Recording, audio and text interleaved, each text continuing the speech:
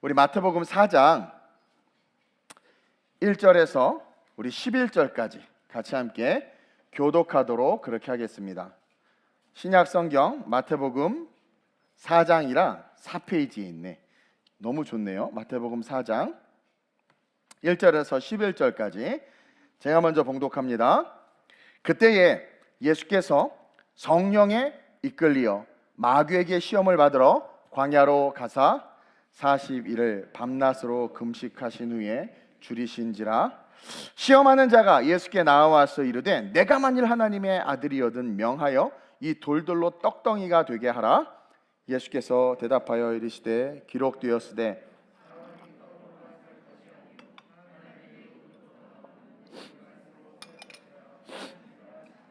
우리가 살아가야 되는, 그리고 살아야 하는, 뭔가 이루어져야 하는 빙의 존재인데, 빙의 존재인 우리의 삶에 있어서 가장 중요한 게 뭐예요?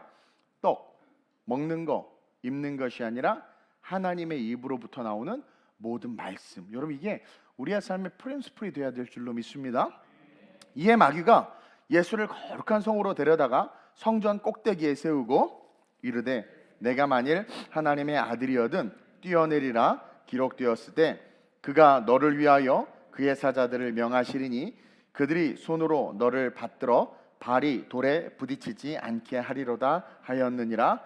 예수께서 이르시되 또 기록되었으되 주 너의 하나님을 시험하지 말라 하였느니라 하시니 마귀가 또 그를 데리고 지극히 높은 산으로 가서 천하 만국과 그 영광을 보여 이르되 만일 내게 엎드려 경배하면 이 모든 것을 내게 주리라.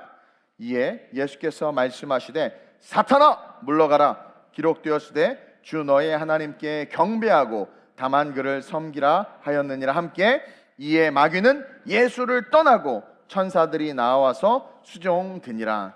아멘. 비전을 가진 자들이 가장 많이 선포해야 될 선포가 뭐냐면 사탄아 물러가라. 여러분들 생각 속에, 마음 속에 사탄아 물러가라. 가끔가다 험하게 운전하는 사람 있으면 창문에 사탄아 물러가라. 뭡니까? 사탄이 당신의 핸들을 잡고 있는 것 같아서요. 오늘 이 본문을 가지고 비전을 가진 자들이 이겨야 할 싸움, 따라합시다. 비전을 가진 자들이 이겨야 할 싸움. 아이고, 내가 스크립트를 안 주고 왔네 또. 요즘 자꾸 까먹어서 큰일 났네. 뭐 괜찮아요. 여러분, 사람은요 목적이 있어야 합니다.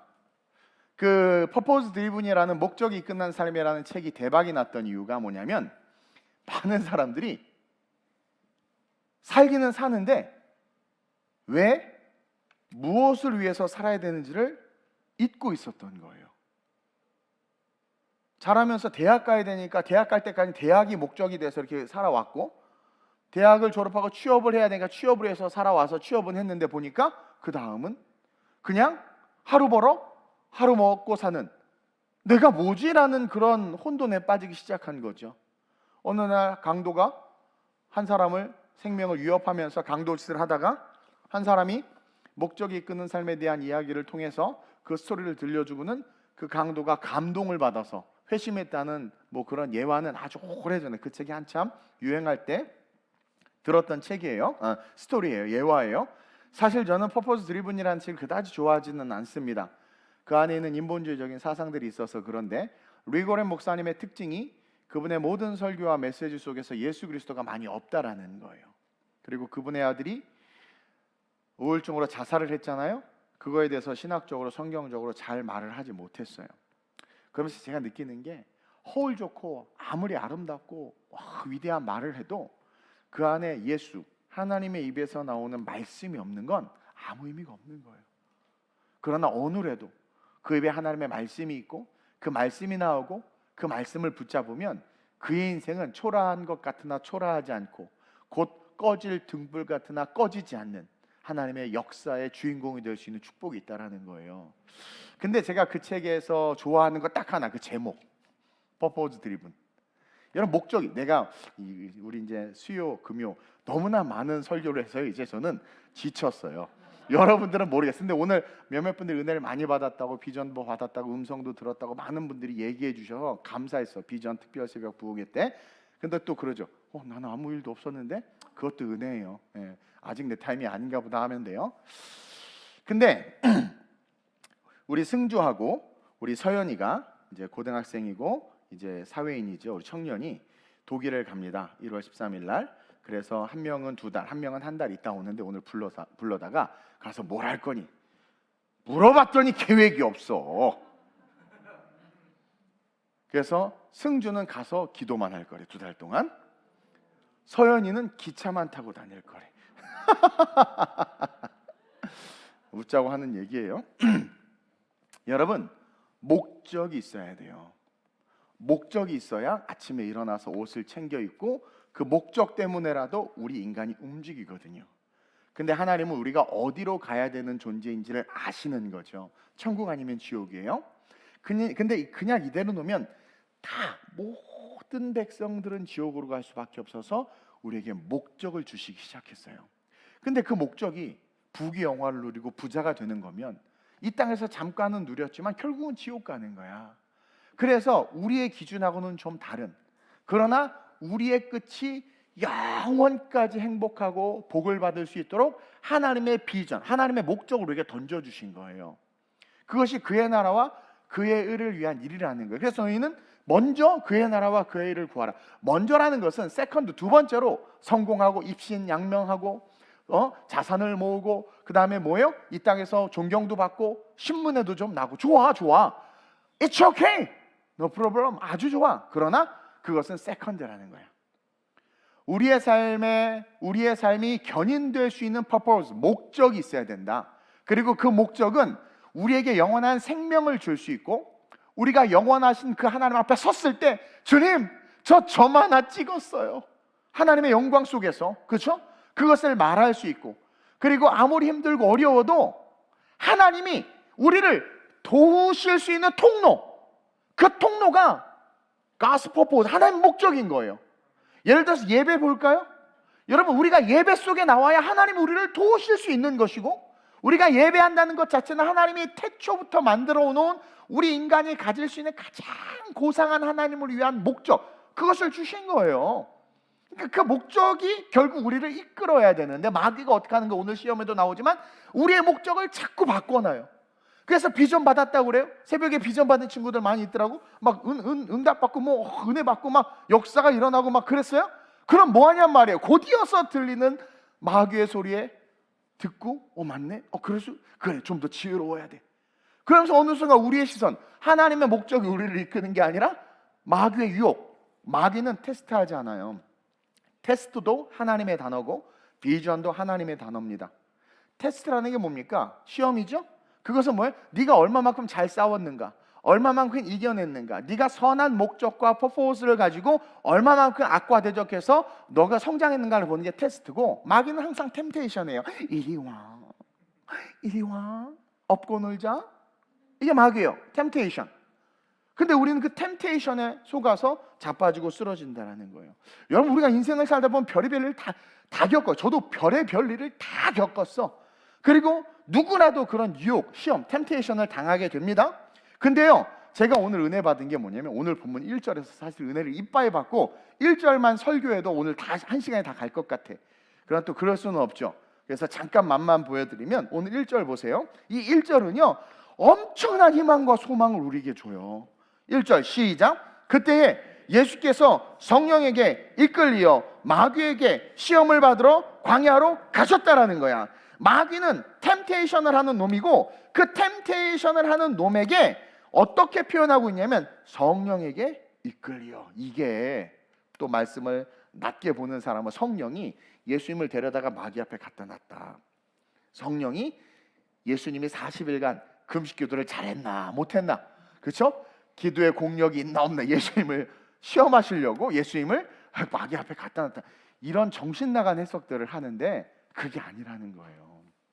그게 아니라는 거예요. 이게 뭐냐면, 난 너무 은혜를 받았는데 우리의 삶에 일어나는 모든 시험과 모든 문제가 다 하나님의 주권 아래 있다는 거예요.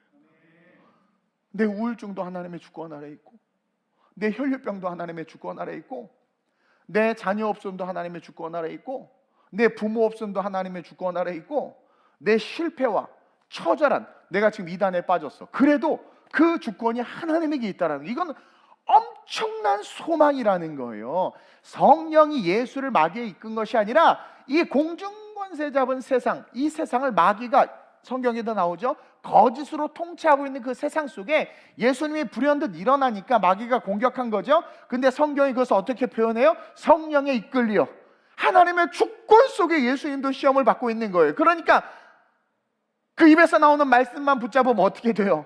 100% 승리할 수 있다라는 거예요. 설교 끝났어. 끝났어. 그러니까 세상으로 다가오시는 예수를 마귀가 너무나 두려워하는 거예요. 안 그랬으면 12살 때 그냥 죽여버리든가, 그렇죠? 19살 때 죽여버리든가, 그 어렸을 때 시험하든가 그러면 될 텐데, 사실은 뭐 여러 가지 신학적 의미가 있지만 하나님께서 가려놓으신 거죠. 그리고 나서 침례를 딱 받고 나서 딱 올라오자, 아무도, 옛날에 베들레헴에서 난리가 나고 유아 사례가 일어나고 막 했지만 또 한 1년, 2년, 3년, 4년 하면 싹 잊혀지잖아. 여러분, 세상에 이슈 얼마나 많아요? 그 순간 며칠 막 이 냄비 근성 막 뜨겁게 언론에서 달고다가 싹 조용해져. 언제 그랬나? 그것처럼 그때 싹 잊혀. 왜? 먹고 살기 바쁘니까. 그리고 나서는 하는지 보니까 뭐 신통방통하지도 않아. 뭐 능력 드러난 거 한 번, 12살 때 예루살렘에서 선생님하고 얘기하면서 주변 사람들이 어머 얘 너무 똑똑하네, 요 정도? 그리고 아무 일도 없어요. 그러니까 사람들이 그냥 목수 아들? 에이 그때 아니야, 잘못됐겠지. 뭐 그냥 다 잊혀졌어. 근데 갑자기 공식적으로 세례 요한이 갑자기 떠드는 거야. 내 뒤에 오는 분은 신들매도 감당하지 못하다 막 떠들어. 그리고 또 세례 요한이 심령이 강해져서 막 외치니까 그 당시 때 공정과 정의가 막 살아나니까 사람들이 막 몰렸단 말이에요. 그리고 막 유명해졌는데 갑자기 그 세례 받으러 온 사람 중에 한 명이 물에 들어갔다 탁 올라오는데, 수많은 요한의 제자들과 사람들이 다 모여 있었어요. 근데 눈에 보이는 성령님이 임하는 거예요, 비둘기같이. 그리고 소리가 들리는 거예요. 모두가 다 들었어요. 이는 내 기뻐하는 자요, 이는 내 기뻐하는 자라. 그리고 성령이 비둘기같이 임하는 것을 보면서 예수님이 성령 만땅 충만해진 거예요. 그러니까 마귀의 캡스에 걸린 거야. 삐삐삐, 뭔가 대적이 일어난 거죠, 마귀 입장에서. 그러니까 깜짝 놀라서 이제 예수님이 딱 하고 나서 40일간 광야에서 금식하신 것은 이제 인간으로서의 모든 것들을 내려놓고, 바울도 다메섹에서 예수 만나고 40일간 아라비아 광야에 있었죠. 모든 것을 내려놓고 이제 하나님의 비전, 하나님의 퍼포스, 목적을 위해서 이제 쫙 걸어 나오는 거야. 그러니까 마귀가 언제 이때 공격해야 돼. 왜? 배고프거든. 와, 배고픈 거 제일 못 참는 분 사람이 누군 줄 아세요? 목사님들. 특히 나이 드신 목사님들. 배고픈 거 절대 못 참어. 막 소리는 승질 질러. 나는 안 그래요. 그냥 뭐 좀 갖다 줄래? 이 정도만 말하지. 그러니까 이게 배가 고프니까 이때다. 왜냐면 여러분 배고파 봐요. 육신 약해 봐봐요. 금강산도 식후경이야. 그렇죠? 배고프면 진짜 아무것도 못하고 승질나고, 그리고 그거는 생명, 생존하고 관련이 있기 때문에 인간이요 예민해질 수밖에 없어요. 가장 약할 때란 말이에요. 그때 이 예수를 공격해서 죽여야지 자기가 사는 거예요, 마귀가. 그래서 가장 약할 때 딱 달려든 거예요. 근데 그런 공격 속에서도 그런 약한 예수님을 성령님이 지금 지키고 계신다라는 표현인 거예요. 그게 성령에 이끌렸다는 것은 항상 성령님이 그 영혼을, 그 예수님을 붙잡고 이렇게 안고 계신다는 것이고, 그래서 그 예수님이 승천하시기 직전에 너희는 성령 받아야 된다. 내가 가야 성령님이 오신다. 그게 너희에게 유익이다. 왜? 항상 우리를 지켜주시고 항상 우리를 보호해 주시니까. 그러니까 우리가 시험에 들든 연약하든 상관없이 우리가 성령의 충만함과 그 은혜 속에 있으면 우리는 어떻게 되는 거예요? 다 이길 수 있어. 모든 시험을 다 이길 수 있어요. 그래서 충만을 받으라고 말씀하신 거고, 그 성령 하나님이 임마누엘의 하나님으로서 어떻게 하는 거예요? 예수님과 함께하고 계시는 거죠. 그래서 우리는 어떤 상황 속에서도 모든 상황이 하나님의 주권 속에 있음을 믿고 옆 사람에게 안심해라. 너 시집 간다.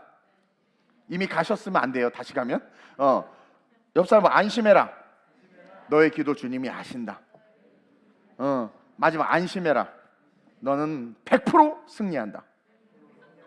네, 안심해야 돼요, 여러분. 기대해야 됩니다. 그게 믿음이에요. 마귀는 우리가 하나님의 비전을 가지고 움직이는 것을 가장 싫어해. 그래서 예수님도 조용히 목수 일하면서 지낼 때까지 29살 때까지 건들지도 않고 있다가 30살이 돼서 하나님의 비전을 위해서 일어서겠다고 하니까 달려든 것처럼 저와 여러분들이 하나님의 일을 하는 것을 마귀가 가장 싫어해요. 그래서 본격적으로 역사에 등장하셔서 구원의 사역을 시작하려고 할 때 달려든 것 같이 이제 우리가 비전 특세를 가지고 은혜를 받았어요. 비전을 받았어요. 그래서 그것을 가지고 일어서려고 하는 순간 여러분 앞에 누가 있을까요? 두 분이 계시지. 임마누엘 하시는 성령님과 여러분들 넘어뜨리려고 하는 마귀.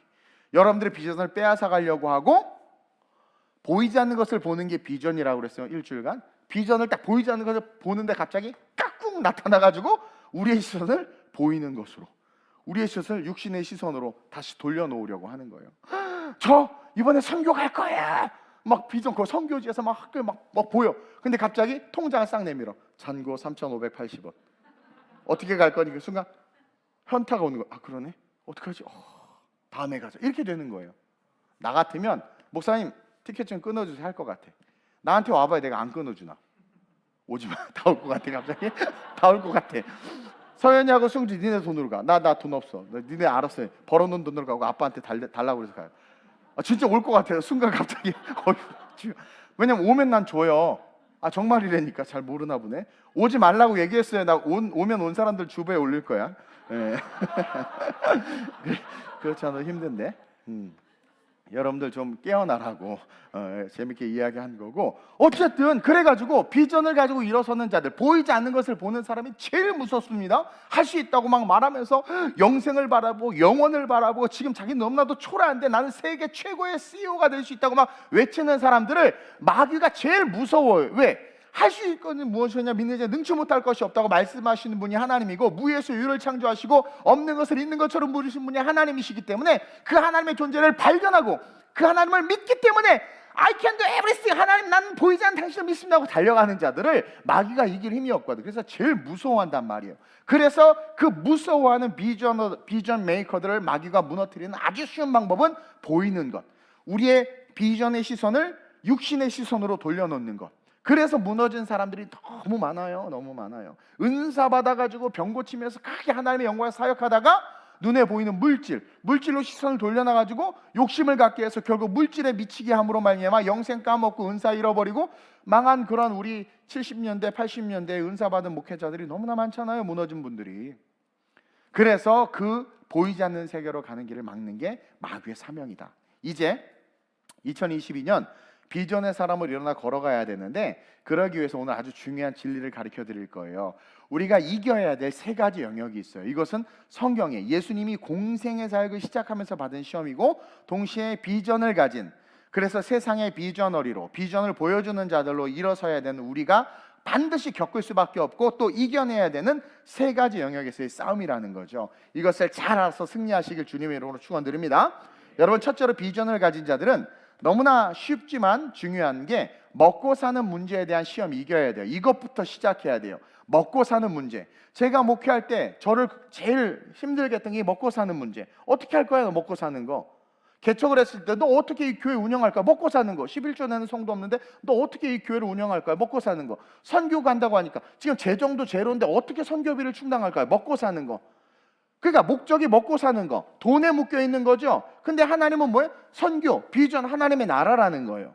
여러분, 비전은 보이지 않는 것을 보고 가는 것이기 때문에 불안이 금방 따라붙어요.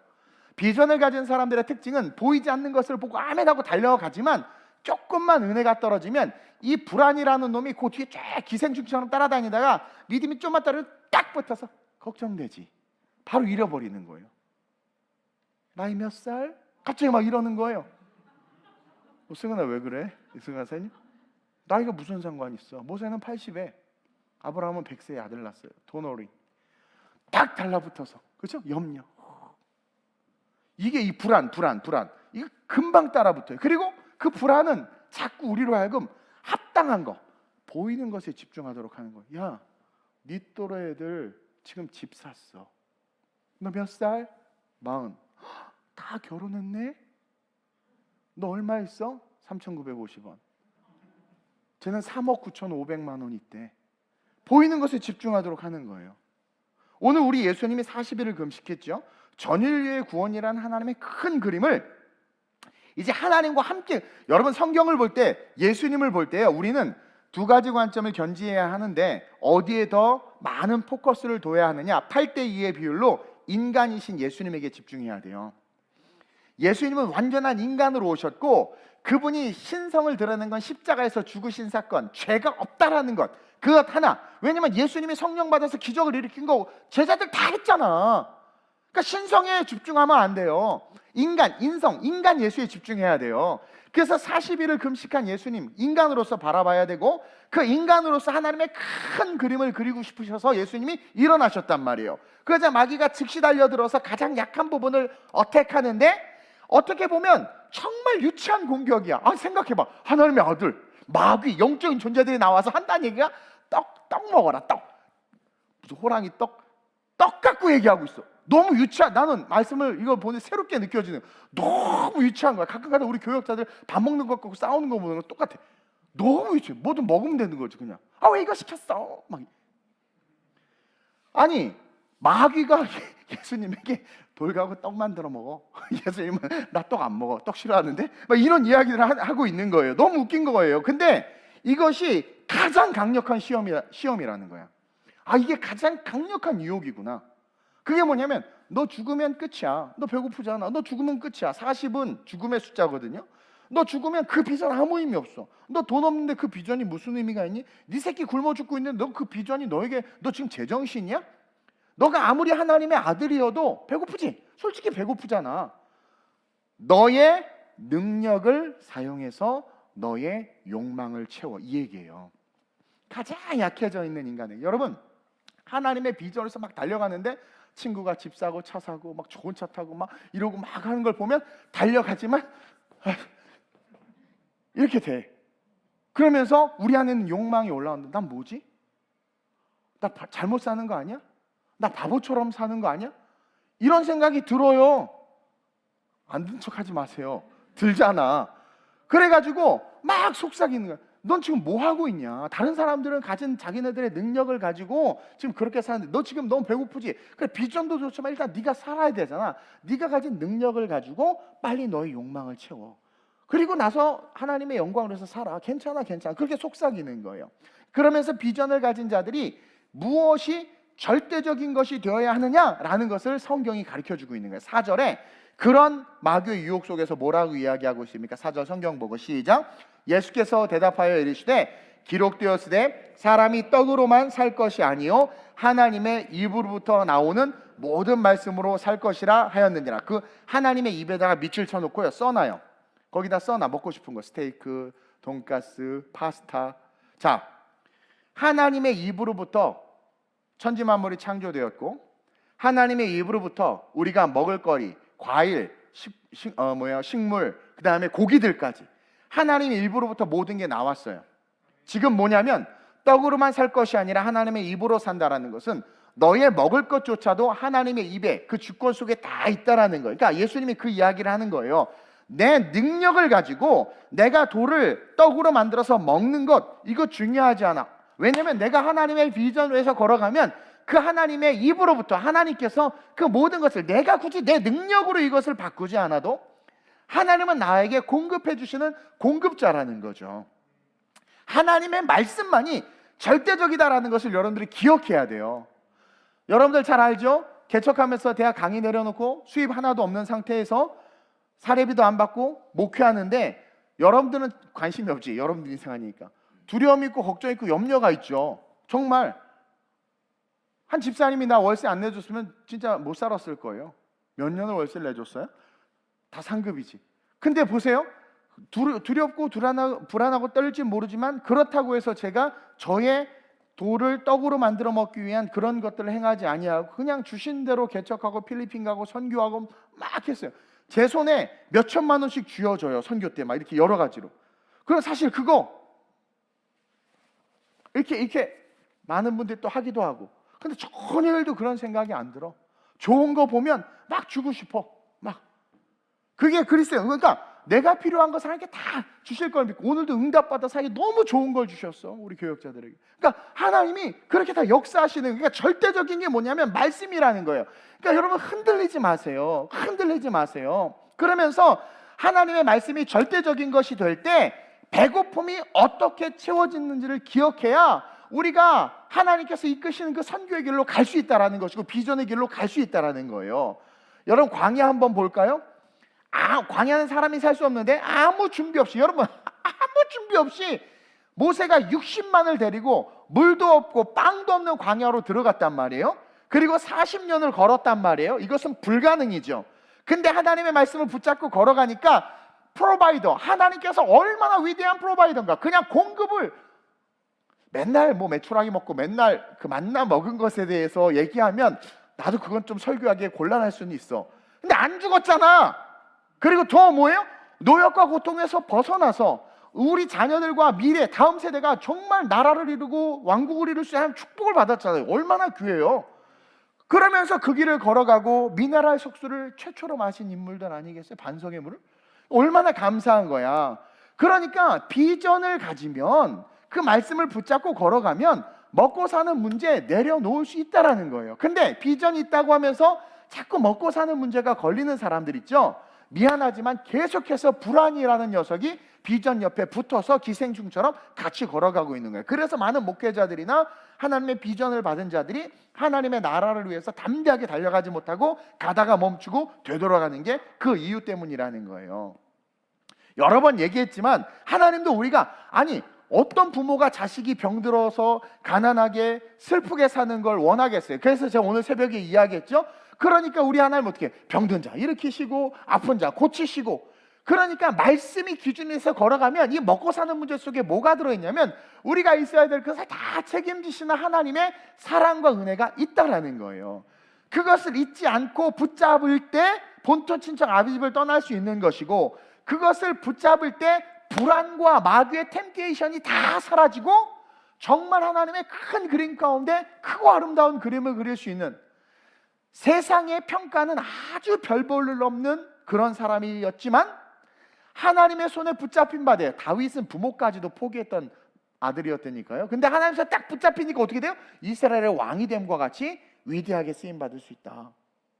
저는 뭐 지금도 집이 없어요. 우리 오늘 어떤 집사님이 집 당첨됐다고 너무 기뻐해. 나도 너무 기쁜데 한편으로는 너 뭐하니? 막 이거 사람이 하나 떡으로만 사는 것이 아니요 하면서 말씀으로 사는 것이. 이게요, 여러분, 영생이 분명하면, 영원에 대한 삶이 분명하면 인생이 쉬워요. 그 신기하게 가는 곳마다 먹게 되고 입게 되고 하나님께서 공급해 주신 놀라운, 너희는 전도하러 갈 때 여버릇도 전대도 아무것도 준비하지 말아라. 그냥 가라. 이게 우리가 하나님의 비전에 딱 포커스를 두면 하나님께서 공급자로 역사하신다라는 거예요. 그래서 저와 여러분들 꼭 기억하세요. 어떤 비전을 받았는지 모르고 어떤 비전이 있는지는 모르겠지만 그 비전을 향해 걸어감에 있어서 먹고 사는 문제가 걱정이 되고 혹여나 그런 어떤 불안감들이 몰려온다면, 첫째로 여러분들의 비전은 진짜다. 그리고 둘째로 그 비전이 진짜이기 때문에 이런 유혹과 시험이 오는 것이고, 이럴 때 꼭 기억해야 되는 게 뭐다? 예수님이 말씀, 하나님의 입에서 나오는 모든 말씀이면 족하다라는 것을 가르쳐줬기 때문에 한번 도전해보는 거죠. 한번 해보세요. 어떤 일이 일어나나. 그걸 했을 때 우리 교회가 필리핀과 이탈리아와 독일에 저런 열매를 맺을 수 있었던 거예요. 그러므로 여러분들의 비전이 실제가 되는 축복을 누리시길 바랍니다. 그러면서 두 번째 시험이 뭐냐면 자기 자랑과 영광에 대한 시험을 이겨야 돼요. 이게 두 번째 시험이 뭐냐면 높은 데서 뛰어내리라는 거잖아요. 그럼 천사들이 너를 받들어주고 너는 많은 사람들에게 영광을 얻게 될 거라는 유혹이에요. 이것은 인간이면 누구나 가지고 있는 자랑과 어떤 영광에 대한 시험이라는 거죠. 하나님의 말씀을 인용했어요. 이 사탄이 처음에 예수님이 하나님의 말씀을 가지고 딱 대적하니까 깨갱 그럼 이번에 하나님의 말씀을 인용해가지고 그 하나님의 말씀으로 네가 영광을 얻을 거야. 아주 교묘한 시험이란 말입니다. 우리가 주의를 하면서 이 시험에 가장 많이 넘어지고 겸손을 가장한 교만으로 자빠지는 경우가 너무나 많아. 그러니까 이게 뭐냐면 자기의 영광을 위해서 하나님의 능력을 사용하라는 거야, 이 시험은. 그리고 자기의 영광을 위해서 하나님의 능력을 가진 자들이 갖는 특징이 이런 특징이라는 거야. 아까도 얘기했지만 하나님의 은사를 주셨어요. 그래서 목사님들이 막 그 은사를 가지고 병 고침을 막 했단 말이에요. 근데 한참 하다가 어떻게 되느냐? 영광, 와 대단하십니다 목사님, 너무 와 목사님 영성이 뛰어서 막 그렇게 높이니까 생각하기를, 그래 하나님 날 높이시기 위해서 이 능력을 주셨구나. 그래서 능력 쓰는 것에 만족하는 것이 아니라 그것을 통해서 자기가 막 높아지고 자기가 드러나는 것이 무의식 속에 그렇게 돼버리는 거예요. 그 순간 어떻게 돼요? 성령이 소멸되는 게 아니라 성신을 거두지 마옵소서라고 하죠. 성령이 떠나가는 거죠. 은사가 사라지는 거죠. 그러니까 그때부터 사기치고 결국 안 되니까 사람들 다 떠나고. 그러니까 하나님이 여러분 제가 그러죠. 남편이 아무리 미워도 여러분 꼭 붙잡고 계셔야 돼요. 왜냐하면 남편이 사라지는 순간 그로부터 공급되는 모든 것들이 없어지는 거예요. 그럼 또 그러죠. 내가 버는 게 더 많이 법니다. 벌어보세요 가서. 이 얘기, 제가 이 이야기를 하는 이유가 뭐냐면, 하나님의 능력이 떠나가면 유명하든 성도가 몇만 명이 뭐 하든 여러분 아무것도 아닌 게 돼버려. 아무것도 아닌 게 돼버리는 거예요. 마귀가 그걸 노린 거예요. 너가 가진 능력으로 하나님의 능력을 쓰는 거예요. 그래서 영광을 딱 드러내라.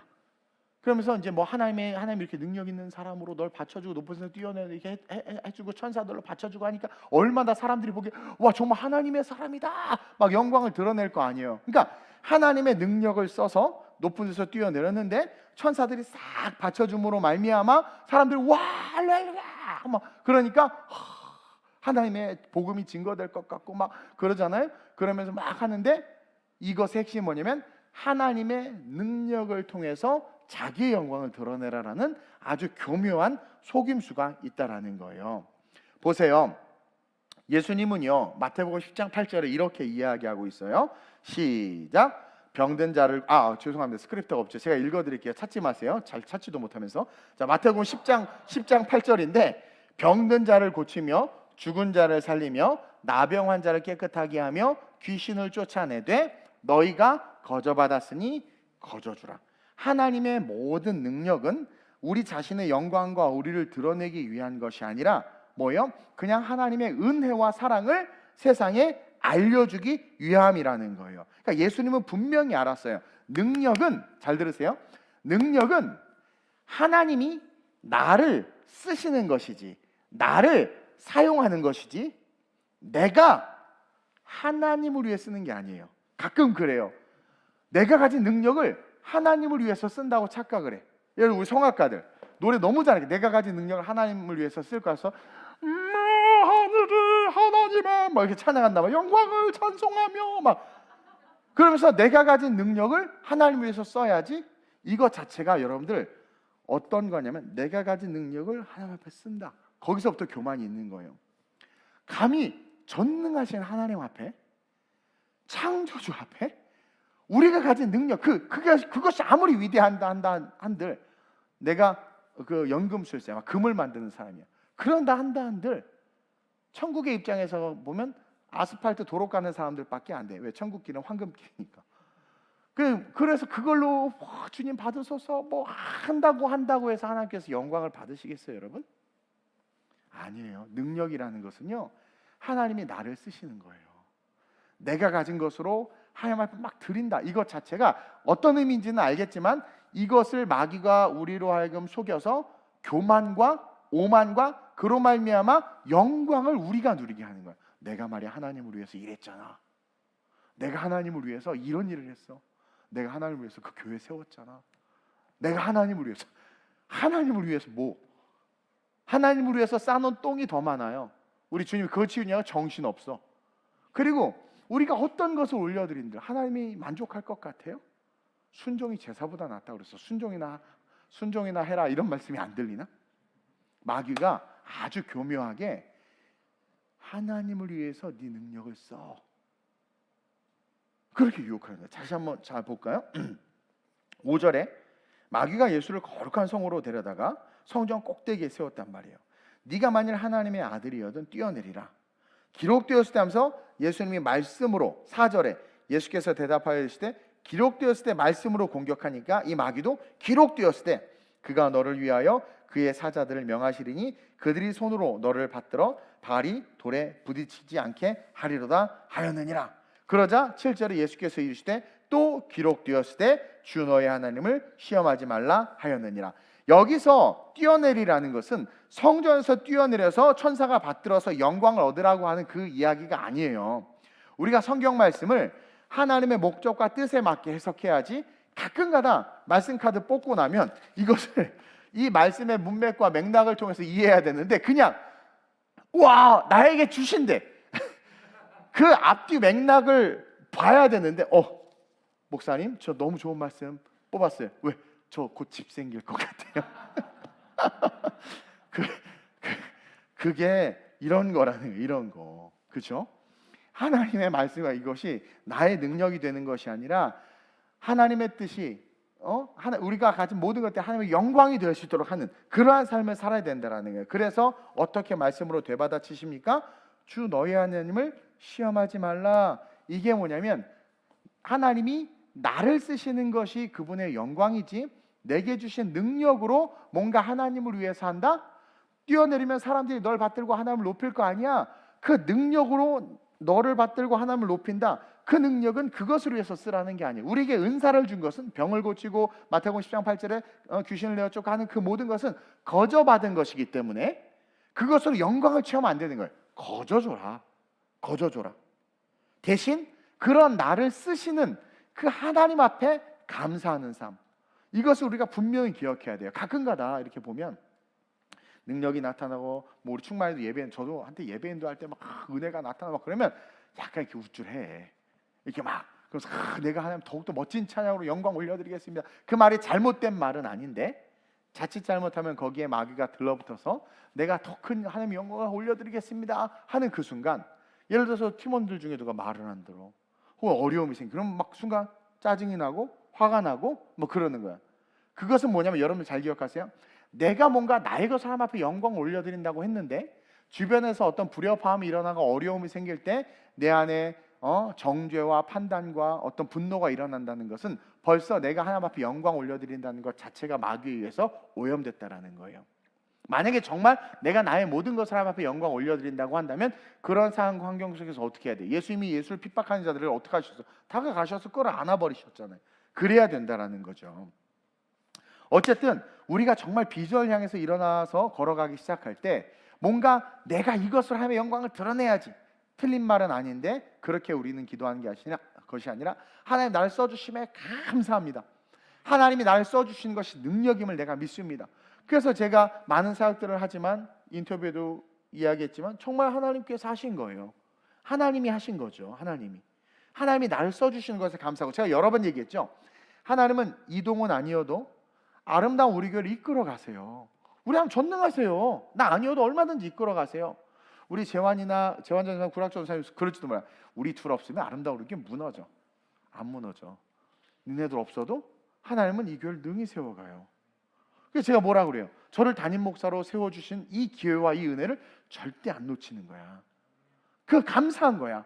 나를 이렇게 쓰시는 하나님의 그 능력을 내가 알기 때문에 감사함으로 그 자리에 딱 서 있는 그 겸손이 결국 우리로 하여금 하나님의 비전을 이루게 한다. 하나님은 상한 갈대를 꺾지 아니하시고 꺼져간 등불을 끄지 아니하시며 겸손한 자를 들어서 어떻게 해요? 하나님의 영광을 드러내신다.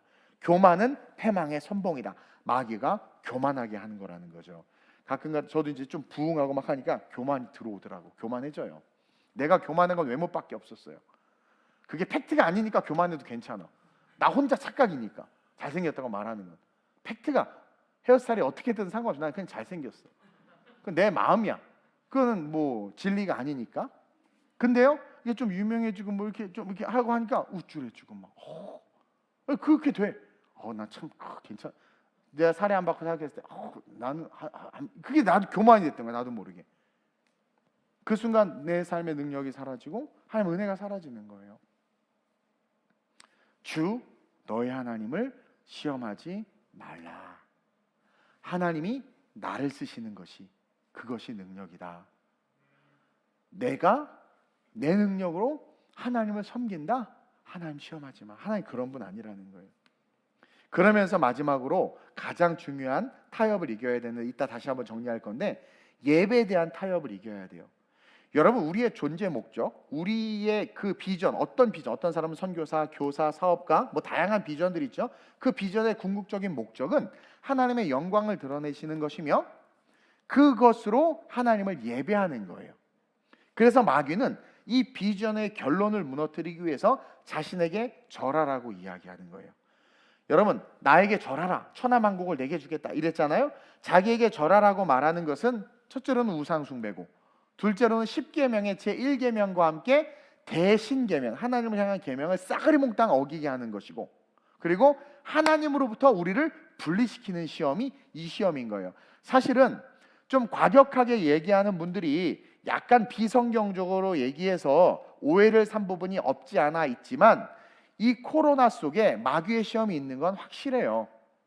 이 코로나가 예배에 대한 문제를 터치하고 있는 부분들을 볼 때, 물론 뭐 이단에서 감염도 일어나고 막 감염도 일어나서 그럴 수는 있지만, 우리의 상식적인 자각 능력까지도 마귀가 어떻게 했어요? 그 사이렌을 꺼버린 거예요.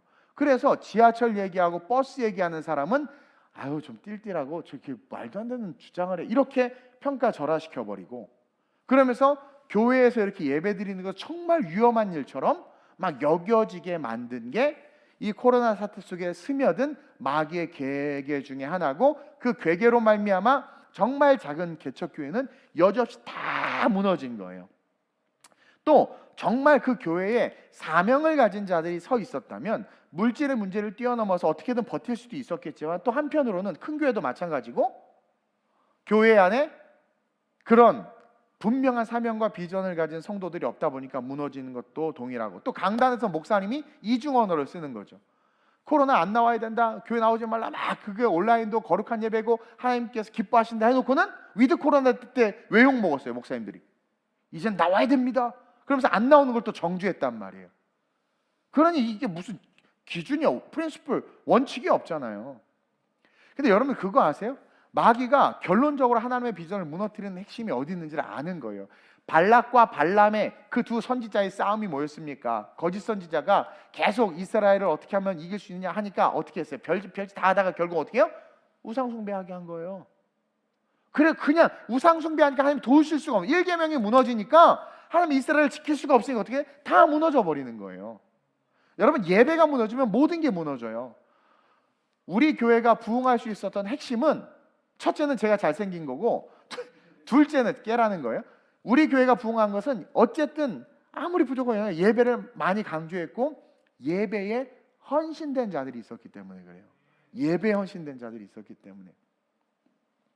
그래서 결론적으로 마귀가 그것을 무너뜨리려고 자기에게 절하라 그러면서 하는 말이, 하나님은 하늘을 다스리는 분이고 나는 하나님으로부터 위임을 받아서 이 세상과 땅을 다스리는 협정을 맺었다. 이게 공중 권세예요.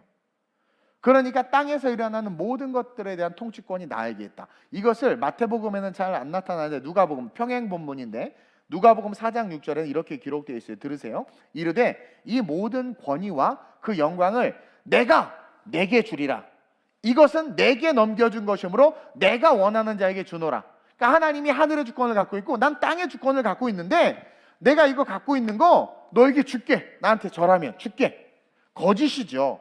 근데 예수님이 그걸 모를 줄 알고 그렇게 이야기해. 좀 픽션으로 하자면, 예수 너 하늘에 있다 이 땅에 놀러 왔지. 너 알지? 하나님은 하늘의 주권을 가지고 다스리시지만 이 땅은 나에게 줬어. 너 오랜만에 놀러 왔으니까 너 나한테 절하면 내가 이 땅 너 줄게. 무슨 예수님이 애인 줄 알아. 그렇게 이야기한 거예요. 내가 이 땅을 다시 너에게 돌려줄게. 먼저는 마귀에게 이 세상을 주신 적이 없습니다. 그래서 교회와 성경과 교권은 세상이 만질 수가 없는 거예요. 그들은 불법으로, 마귀는 불법으로 이 땅을 차지하고 있는 것이고, 그래서 예수가 자기에게 절을 하는 그 사건을 통해서 겉으로는 너 나한테 절하면 이 땅을 내게 줄게. 거짓이야. 이 땅을 내게 줄게. 근데 절을 함으로 말미암아 어떻게 하는 거야? 그거 싹 지워버리고 통치를 인정받고 싶은 거예요. 왜? 하나님인 걸 아니까.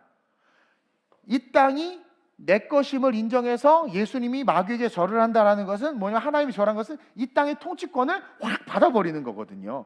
그래가지고 끝까지 이 세상을 지배하다가 지옥에 가져가려고 한 거예요. 근데 이 사건에서 예수님이 어떻게 이야기해요? 분명하게 예배의 대상과 중심이 하나님이심을 선포하는 거예요.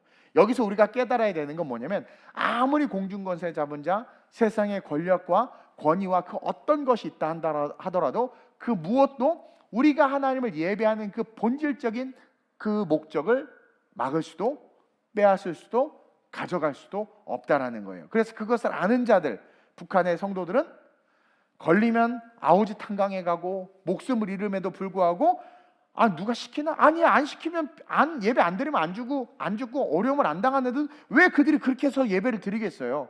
가끔 전에 중국에 가서 보는데 뭐하러 이렇게 힘들게 이렇게 예배를 드나, 이런 생각이 정말 순간 드는 거야. 그냥 하나님 다 아시니까 그냥 혼자 마음속으로 예배하지. 근데 진짜 하나님을 딱 알면 그게 안 되는 거예요. 여러분 여기 왜 나와요? 진짜 뭔지는 모르지만 여러분들이 원해서 나오는 거 아니에요. 하나님이 우리 안에 있으면 예배할 수밖에 없어요. 그래서 나오는 거예요. 그러니까 누구도 예배를 막을 수 없는 것이고, 예를 들어 정부에서 예배를 하라 마라 그렇게 할 수가 없어요. 우리에게 자유가 있는 거예요. 나 감염 걸려도 나 그냥 예배 드릴래. 그걸 막을 수가 없어요. 예배와 관련된 것은 누구도 막을 수가 없는 거예요. 그래서 종교가 신성한 것이고 종교를 그동안 정치가 못 건드렸단 말이에요. 근데 지금 어떻게 돼버렸어요? 인간의 안전이, 영생을 잃어버린 인간들이 인간의 안전이 가장 중요한 거죠. 우리는 영생을 하니까 영생이 가장 중요한 거고, 그러니까 타협할 수 없는 거죠. 이 엄청난 혼돈의 시대란 말이에요. 이런 시대 속에서 우리가 사탄을 경배하게끔 만들기 위해서 온갖 짓들을 하고 있는 거예요. 그래서 어떤 분은 그래요. 우리가 코로나 시국에 예배를 여는 것은 이웃을 잃어버리는 것입니다. 이웃을 얻기 위해서라도 우리는 교회 문을 닫아야 됩니다라고 말하는데, 그럼 하나님은 어디 있냐라는 거예요. 그러면 북한에서, 중국에서, 그리고 순교했던 순교자들의 피는 어떻게 되냐는 말이에요.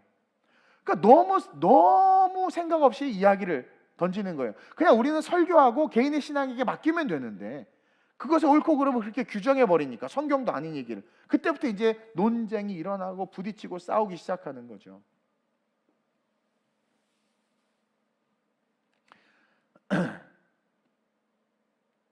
우리가 우리의 감정과 상관없이 오늘 8절 한번 말씀 볼까요?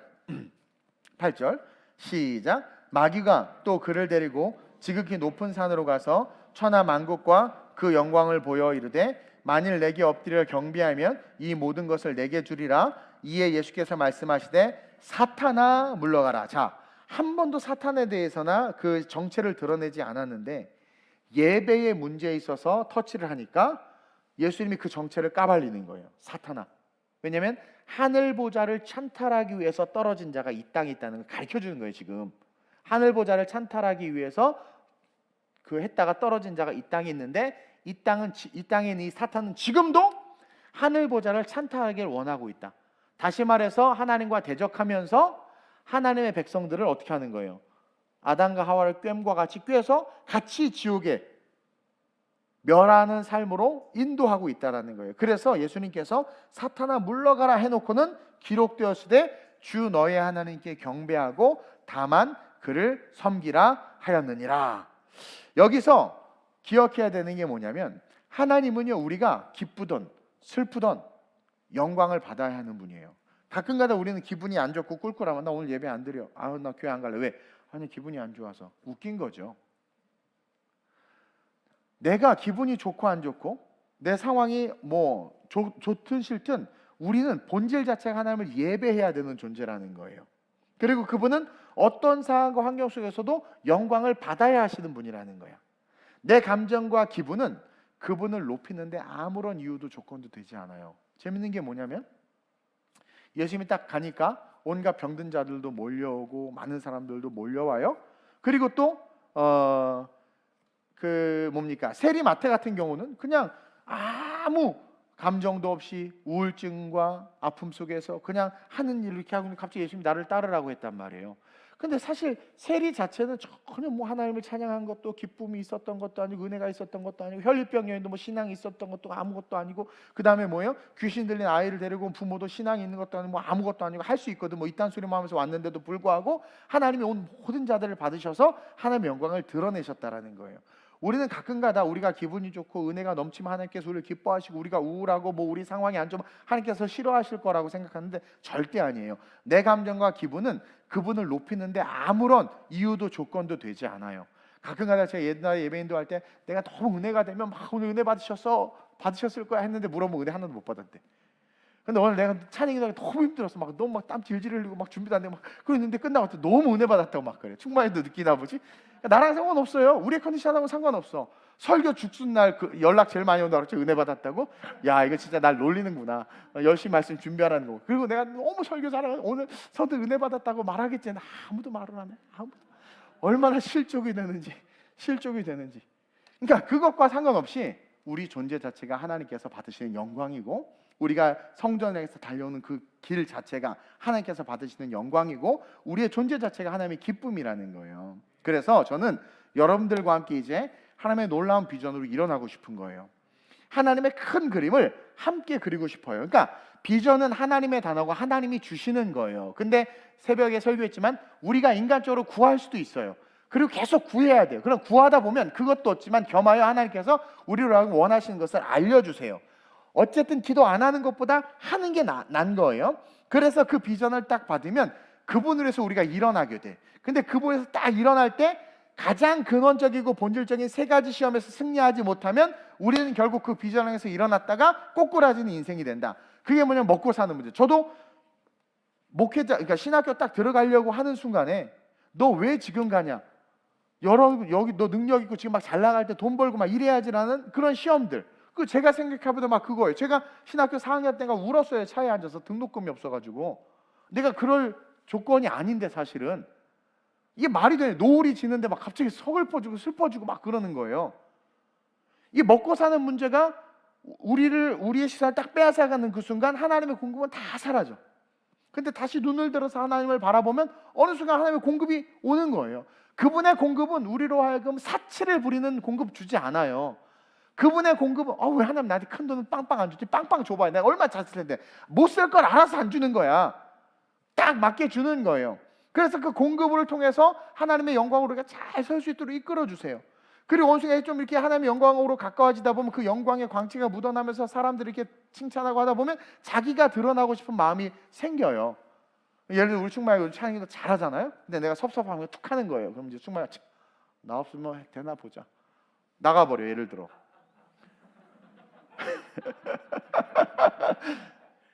그럼 지손해야. 아니 딴 사람 또 할 수 있어. 근데 충만이가 그걸 알더라고요. 자기는 죽어도 내가 쫓아내지 않는 한은 이 자리를 지키겠대. 자기 스스로 잠깐 내려놓겠어. 이런 말을 절대 안 하겠대. 그래서 내가 왜 했더니 자기는 안 돼. 똑똑한 거예요. 진짜 똑똑한 거야. 빼앗기면 다시 찾아올 수 있지만 자기가 내려놓으면 저 이제 좀 쉬었으니까 다시 할게. 너 필요 없어. 가봐. 자기가 내려놓으면 다시 그 자리를 얻을 수 없다는 걸 아는 거죠. 맞는 거예요. 그래서 막 영광을 들어주고 싶은 욕망이 막 제가요 사실은 그런 유혹이 있었지. 그래서 그때 일부러 저를 쳐서 계속 겸손으로 내려보낸 거예요. 근데 이제 좀 훈련이 됐나 봐. 갑자기 하나님께서 업스트림에 대한 비전을 주신 이유가 그거예요. 옛날에 여기저기 부른데 되게 많았어요. 부흥사에 총무해라부터 시작해서 뭐 막 얼마나 좋아 막. 그리고 이제 살짝 이렇게 막 되는 거예요. 막 이렇게 막. 근데 그때 어떤 계기가 있었어요. 그래서 기도하고 다 내려놓고 초야에 묻혔지. 초야 웃긴다. 어쨌든 막 동백동에 묻혀 있었어요. 근데 하나님께서 됐다 싶으셨나 봐. 그러니까 시험을 이길 힘을 얻은 거예요. 유혹을 이길 힘을. 그것을 얻어야지만 우리에게 주신 하나님의 비전이 온전하게 드러나는 거예요. 제자들이 예수님 따라다녔는데 한편은 우편에 한편은 좌편에 앉게 해달라는 욕망이 그들 안에 사로잡혀 있었잖아요. 그러니까 예수님이 사람들이 자기를 따르려고 할 때 여우도 굴이 있고 새도 집이 있는데 난 머리 둘 곳 없다 말하는 게 뭐예요? 네 욕망과 네 영광을 위해서는 나를 따르면 안 돼. 나를 따르면 그거 없어야 돼. 그러면서 이야기함과 동시에 예배에 대한 타협. 여러분 그거 아세요? 유명해지고 바빠질수록 예배를 못 드려. 제가 느껴요. 저명하게 사회활동하는 사람, 제가 아는 교수님도요 별 볼일 없이 그냥 제가 이제 강의할 때 만난 분인데 강의만 있으면 예배 열심히 드리더라고요.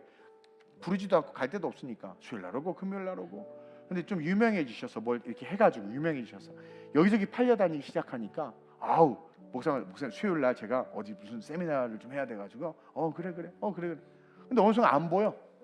안 나와. 그리고 주일날 딱 나와서는 내가 주일날 나와준 걸 감사하라.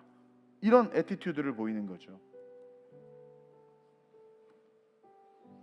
예배에 대한 타협을 통해서 어떻게 하느냐? 너 스스로가 높아져서 결국 하나님의 비전과 멀어지는, 그게 독약인 줄 모르고 마시고 결국 시간이 한참 지나서 보니까 내 주변에는 쓰레기밖에 없는 거예요. 그리고 와, 내가 함께했던 저 멤버들, 저 거룩한 공동체는 저렇게 멋있게 저 하나님의 영광 속에 서 있는데 자기는 나름 돈도 있고 부유함을 누리고 영화와 영광을 얻었지만 결국은 부자와 같이 지금 뭐지 이게? 그런 모습으로 서 있는 많은 성공한 사람들의 간증과 이야기들을 책을 통해서든 실제를 통해서 우리는 알고 또한 듣는다라는 거죠. 그래서 성공과 신앙이 같이 가는 게 제일 힘들어.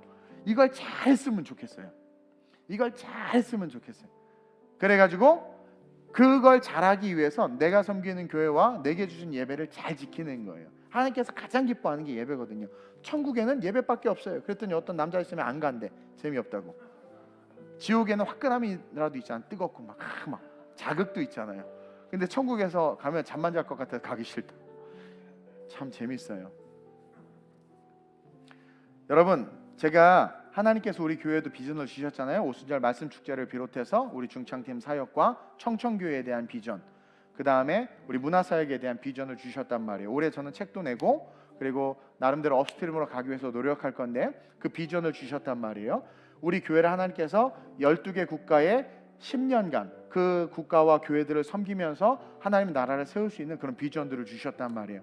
어쨌든 하나님께서 우리 교회를 상승시키고 계시는데 그 거룩한 하나님의 그림을 위해서 저와 여러분들이 정말 아름답게 쓰임 받았으면 좋겠어요. 그러기 위해서는 우리의 삶의 이 세 가지 시험을 이겨내야 됩니다. 먹고 사는 거 너무 신경 쓰지 마세요. 오늘 새벽에 설교 때 어떤 분 은혜 받으셔가지고 나 이제 애 다 키워놨으니까 자기를 위해서 살겠대. 그래서 잘하셨습니다. 근데 그 자기는 주님과 함께하는 자기여야 됩니다. 그럼요. 그러니까 이제 하고 싶어 할 수 있는 일들이 막 생각이 나는 거예요. 그 전에는 애에 묶여서 아무것도 못하고 애 미래를 신경 쓰냐 고민이 있었는데 이제는 뭐 각자 도생하는 거지 뭐 다 키워놨으니까 하나님의 나라를 위해서 딱 하니까 할 게 무궁무진한 거야. 너무나 시간도 많고 물질도 많고 남편도 귀찮게 안 하고 막 너무 좋은 거죠. 뭘 할까요? 막 기대와 소망이 넘치는 거예요. 시선이 바뀌니까 그렇게 되잖아요. 그리고 또 한 가지 여러분은 막 날 죽여주세요 기도하잖아요. 그러니까 마귀가 자꾸 달라붙는 거예요. 마귀가 딱 왔을 때 너 왜 왔어? 나 죽었어. 여러분들 죽었어요. 이걸 꼭 기억해요. 여러분들 이미 죽은 자예요. 날 죽여주세요 라고 말할 필요 이미 죽은 자예요. 근데 여러분들이 죽은 자인데 살았다고 생각하니까 자꾸 시험이 오는 거야. 이미 우리는 십자가에서 죽었어요. 이해돼요?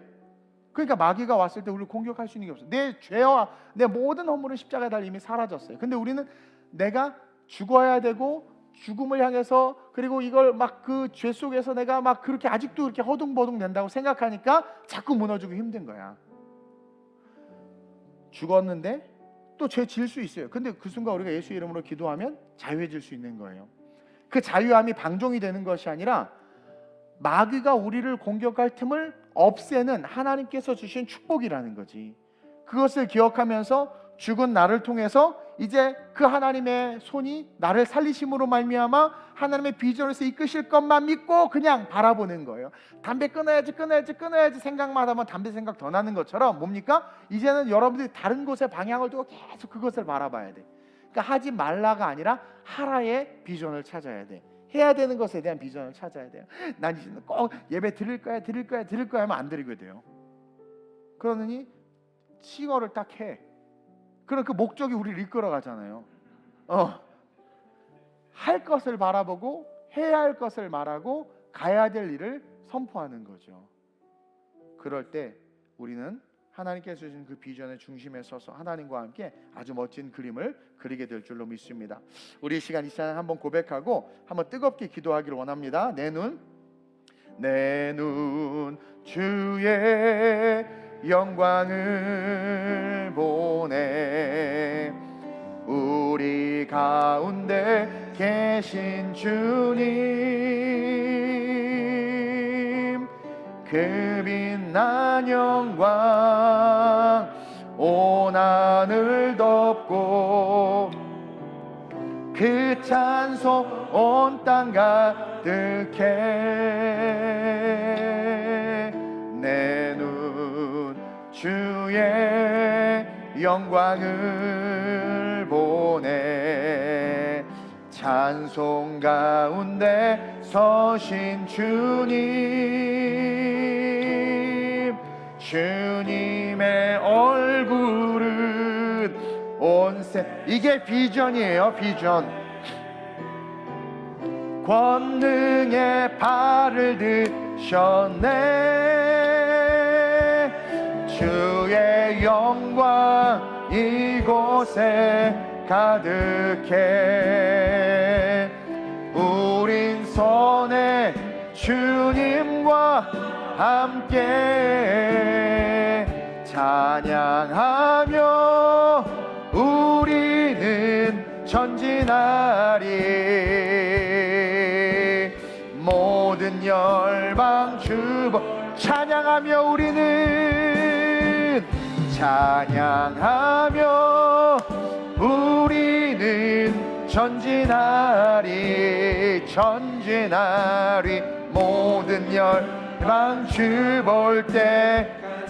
자, 여러분들 기도해야 됩니다. 기도는 날개짓인데 우리 안에 간절함들을 가지고 기도해야 합니다. 그리고 그 기도를 통해서 제가 새벽 때 이야기한 것처럼 우리는 행동해야 돼요. 움직여야 됩니다. 그리고 그것이 비록 어린아이와 같은 기도일지라도 계속해서 기도하는 그 순간 하나님은 하나님의 비전을 우리에게 말씀해 주시고 그것을 보게 됩니다. 그리고 그 비전을 붙잡고 우리가 일어서려고 하는 그 순간 성령께서 역사하셔서 우리를 도우기도 하시지만 동시에 마귀의 시험도 있습니다. 여러분, 모든 것은 여호와의 입으로 나오는 것으로 충분합니다. 먹고 사는 문제 때문에 두렵다면 한번 하나님을 믿고 요단의 발을 내디뎌 보시길 주님의 이름으로 축원드립니다. 여러분들의 영광을 버리시길 축원드립니다. 여러분들의 영광을 드러내는 그 순간 하나님의 비전은 사라집니다. 여러분들은 그냥 썩어져야 되는 거예요. 그냥 사라져야 되는 거예요. 우리 교회 개척 멤버라고 막 텃세 부리고 드세 그 한 사람이 있습니까? 다 사라졌습니다. 저도 담임 목사로서 얼마든지 권리 주장할 수 있습니다.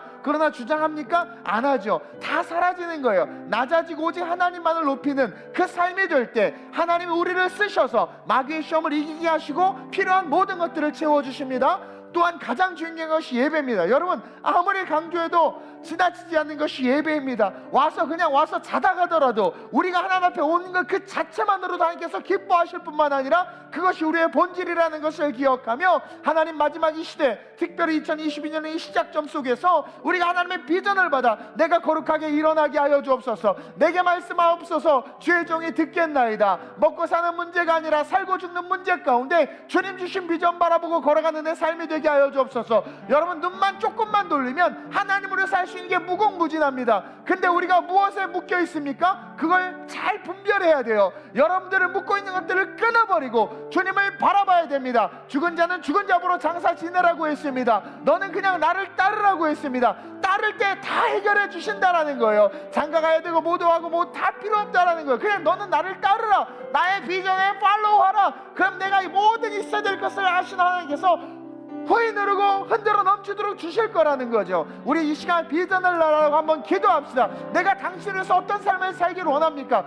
내가 도대체 뭐 때문에 헌신을 못하고 있었습니까? 내가 당장 내일 죽는다고 할 때 하나님, 내가 부끄러움이 없습니까? 후회가 없습니까? 하나님, 내 자신을 돌아보게 하여 주옵시고 이 몸이 죽고 백골이 침토되어 넋이라도 있고 없고 나라를 위해서도 그렇게 살아가는데 나를 위해 십자가 지신 주님 앞에서 내가 얼마나 몸을 사리고 있고 시간과 물질을 아끼고 있는지, 내 자신을 얼마나 우상시하고 있는지 돌아보며 하나님의 영광에서 일어설 수 있는 우리가 될 수 있게 해달라고, 내일 주님 오셔도 기쁨으로 할렐루야 외칠 수 있는 우리가 될 수 있게 해달라고 주님을 3번 부르고 비전 위해서 합심으로 전심으로 기도합니다.